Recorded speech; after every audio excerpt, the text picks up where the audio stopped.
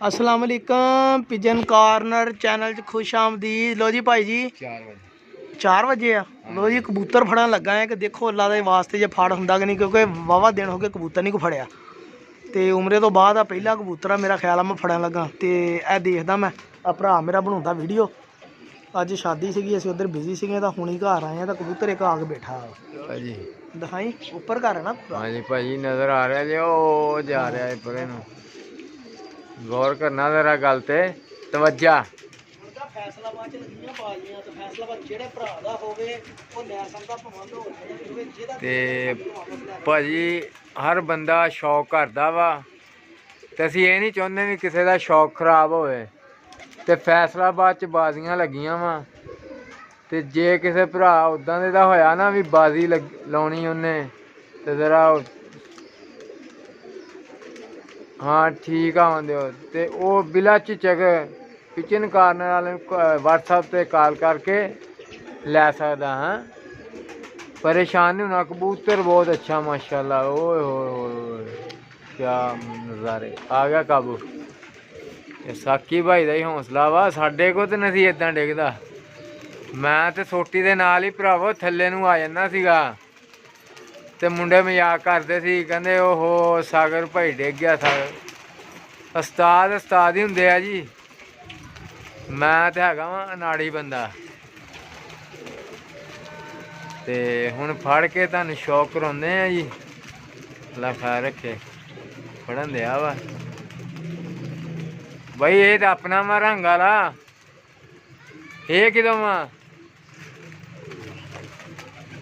यही आ नीला रंग लगा जी। एक होर आया जो हौसला करी लगा ही हुण एक होर आया उपर। ये लो भाजी एक होर तुहानूं दिखाने आ देखो जी ओ गया जी ये ओ चला गया आया ना फड़न दे ओ चला गया परे नूं लगदा ओ छत छुत दा वा क्रैश हो।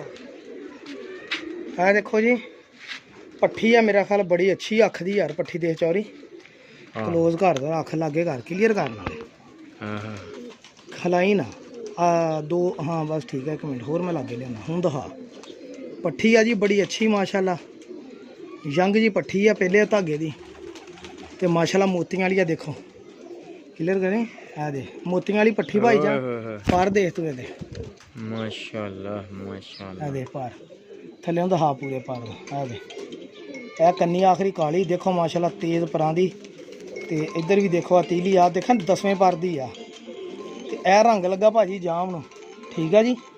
ते ए मोतियां वाली मादी बहुत अच्छी मादी है माशाल्लाह जनाब। ते लगदा आ देखो उड़ी भी आ भाजी 4 बजे बैठी तो उड़ के बैठी है। ए देखो बिठा मारियां इन्हें ठीक है जी। कबूतरी उड़ के बैठी भाजी आ जाम नूं रंग लगा वा।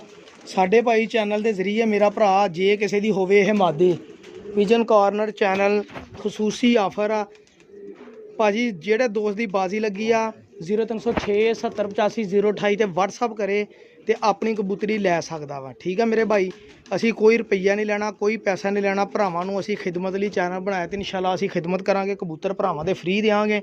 जेड़े भरा दा होवे 0306 70 85 028 आके व्हाट्सअप करे तो इंशाल्लाह उहदा मैसेज सुन के दी निशानी दसन तो इंशाल्लाह कबूतर वापस कर दें। क्योंकि असी कड़ी ला ली दी है दिखाने तो पहले फिर दसी दा भी किन्ने नंबर सी फिर वो 10 के निशानी 10 के बंदा लै सकदा। ए कबूतरी छड्डती है देखो माशाल्लाह मोतियां वाली मादी ठीक है जी।